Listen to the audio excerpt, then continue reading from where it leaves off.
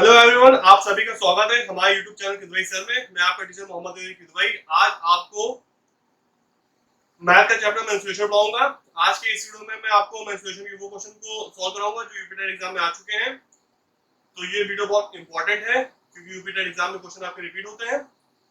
तो चलिए इस वीडियो को स्टार्ट करते हैं।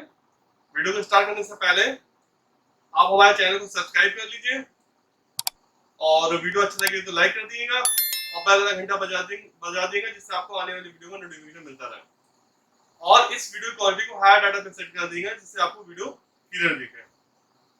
तो देखिए, इसमें पहला क्वेश्चन ये कह रहा है कि दोनों सिरों से खुली हुई एक बेलनाकार नली धातु की बनी हुई है।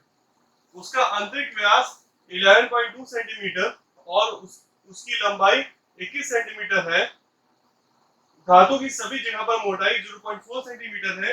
तो धातु का आयतन क्या होगा, ये हमको निकालने कहा गया। जैसे कि आपका ये एक बेलनाकार है तो इसमें आपका ये इस तरह का बना हुआ है कि अंदर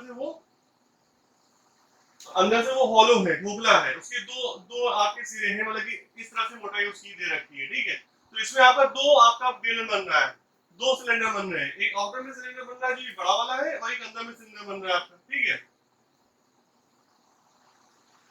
तो अब ये देखेगा कि इसकी हाइट जो दे रखी है वो आपको 21 सेंटीमीटर दे रखी है और इस पॉइंट से लेके यहाँ तक का जो उसका रेडियस है, त्रिज्या है, वो आर हमने मान लिया और अंदर वाला जो इसका सिलेंडर था, जो बेलन था, उसकी हमने रेडियस को स्मॉल आर मान लिया। तो अब बेलन की जो आंतरिक त्रिज्या जो होगी, जो स्मॉल आर होगा, वो जो 11.2 अपॉन 2 हो जाएगा, क्योंकि 11.2 जो था उसका व्यास था, उसका आंतरिक व्यास 11.2 था। तो 11.2 अपॉन 2 कर देंगे तो बेलन का आंतरिक त्रिज्या आ जाएगी। अब बेलन की बाहरी त्रिज्या हम कैपिटल आर निकालें तो आप देखेंगे ये इस पॉइंट से यहाँ तक के हमारा इंटरनल रेडियस जो होगा, आंतरिक त्रिज्या, वो हमारी आ गई है। फिर उसके बाद बता रखा है कि धातु की मोटाई दे रखी है 0.4 है। तो आप स्मॉल आर में आंतरिक त्रिज्या में हम 0.4 ऐड कर देंगे तो हमें बाहरी त्रिज्या हमको मालूम पड़ जाएगी। तो स्मॉल आर प्लस हमने 0.4 कर दिया तो हमको बेलन की बाहरी त्रिज्या हमको मालूम पड़ गई जो 6 सेंटीमीटर आई। अब हमें धातु का आयतन निकालना है। तो धातु के आयतन निकालने के लिए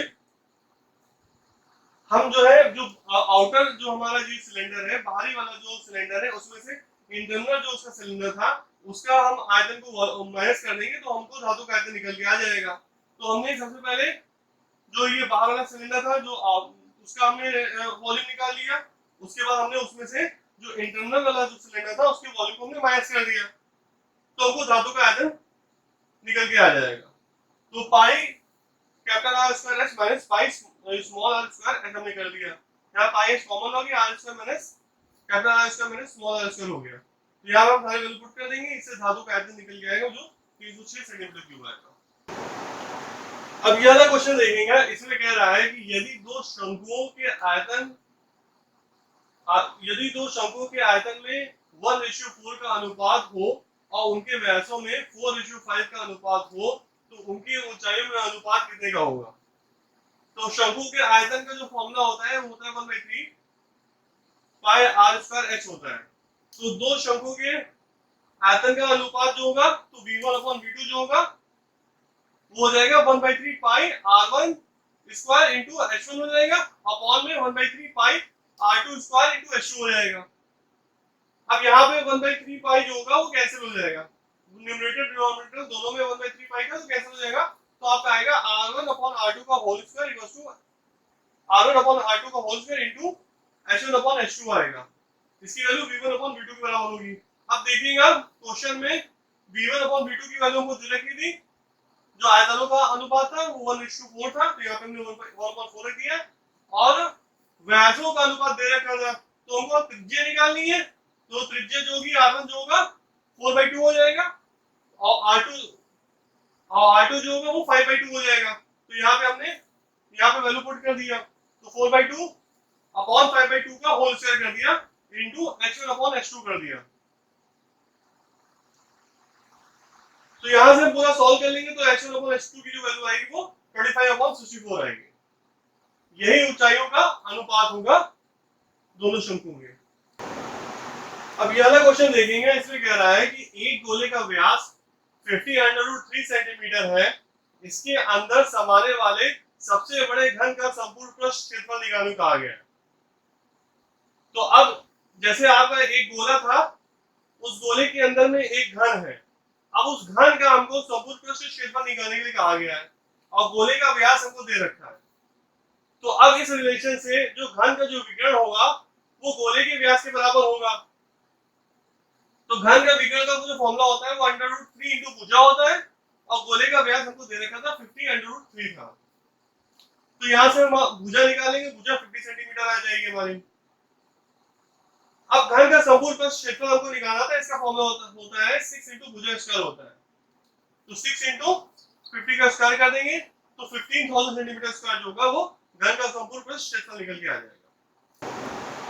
अब ये वाला क्वेश्चन देखेंगे आप, इसमें कह रहा है निम्न में से किसका क्षेत्रफल सबसे अधिक है?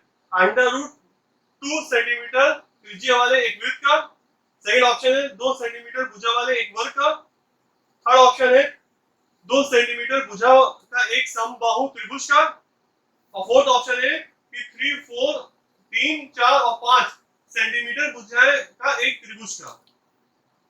तो इसको आपको सॉल्व करके निकालना पड़ेगा। सबसे पहले आप पहला ऑप्शन देखिए, 2 √2 सेंटीमीटर त्रिज्या वाले एक वृत्त का। तो अब वृत्त का क्षेत्रफल निकाल लीजिए।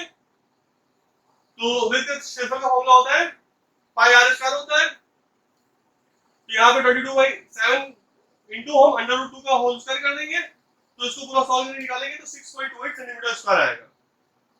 फिर दूसरा ऑप्शन था कि 2 सेंटीमीटर भुजा का एक वर्ग का। तो वर्ग का क्षेत्रफल निकालिए, वर्ग का क्षेत्रफल फॉर्मूला होता है भुजा स्क्वायर होता है। तो भुजा 2 सेंटीमीटर दे रखी थी, 2 का स्क्वायर कर देंगे तो 4 सेंटीमीटर स्क्वायर आ जाएगा।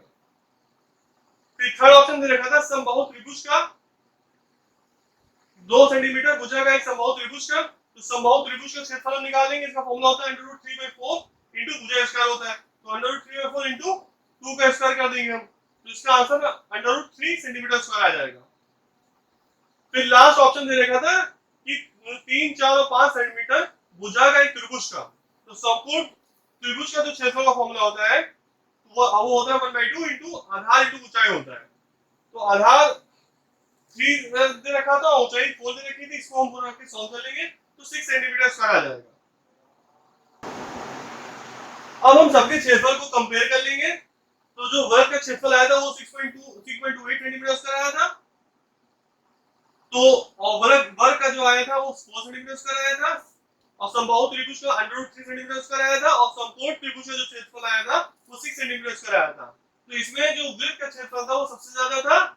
तो इसमें जो आपका जो पहला ऑप्शन होगा तो √2 सेंटीमीटर त्रिज्या का एक वृत्त होगा, इसका क्षेत्रफल सबसे अधिक होगा।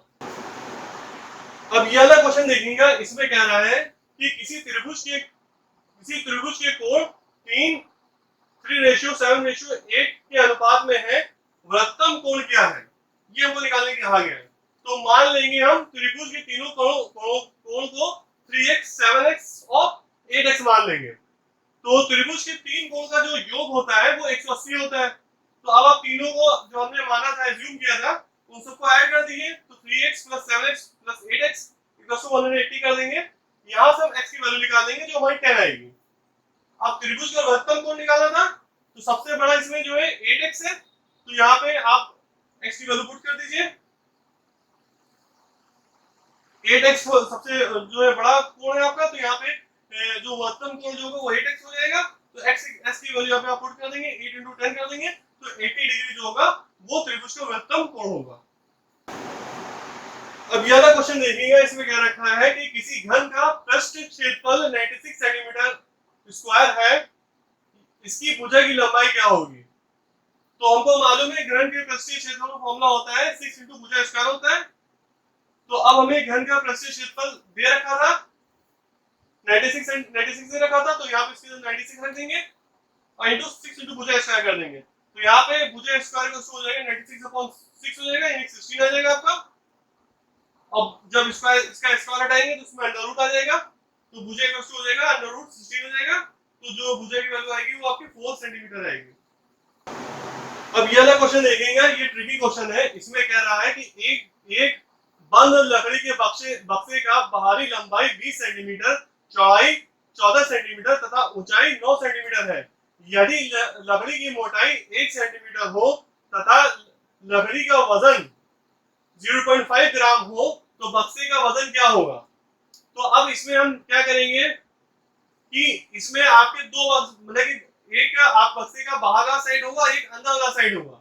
तो हम सबसे पहले क्या करेंगे, बक्से का बाहरी आयतन निकाल लेंगे, ठीक है। तो बक्से का जब बाहरी आयतन निकालेंगे तो हमको लंबाई, चौड़ाई और ऊंचाई दे रखी थी, हमने सबको मल्टीप्लाई कर लिया तो बाहरी का बक्से का बाहरी आयतन हमको निकल के आ गया।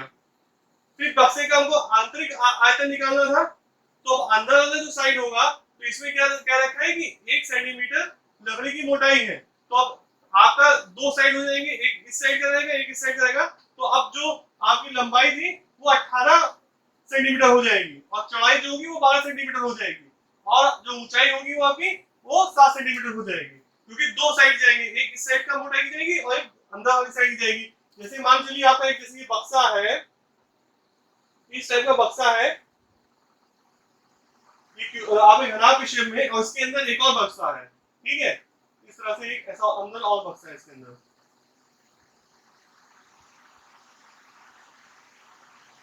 तो अब ये जो चौड़ाई है आपकी, यहाँ से यहाँ तक आपकी वैसे पहले लंबाई दे रखी थी, वो दे रखी थी 20 सेंटीमीटर दे रखी थी। फिर लकड़ी की भी कुछ मोटाई होगी, ये वाला साइड होगा आपका, फिर इधर भी एक साइड होगा। तो अब जो जो आपकी जो लंबाई होगी उसकी, वो आपकी 18 सेंटीमीटर हो जाएगी। 1 सेंटीमीटर आप इधर माइनस करेंगे और 1 सेंटीमीटर आपका इधर माइनस करेंगे, तो ये अंदर वाले साइड का आपका बक्से का निकल के आएगा, ठीक है। पहले आपने ये बाहर वाले बक्से का निकाल लिया, जो आउटर साइड का बक्सा उसका निकाल लिया आपने आयतन। अब ये जो अंदर वाला है उसका निकाल लेंगे हम, ठीक है।